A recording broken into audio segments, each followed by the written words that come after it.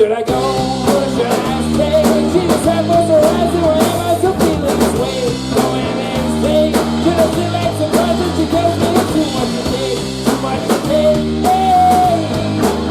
There's too much to take, too much to take, hey.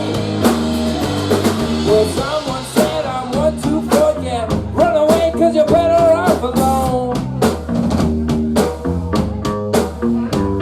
But what they say don't go to your head. You turn blind when something just feels like home.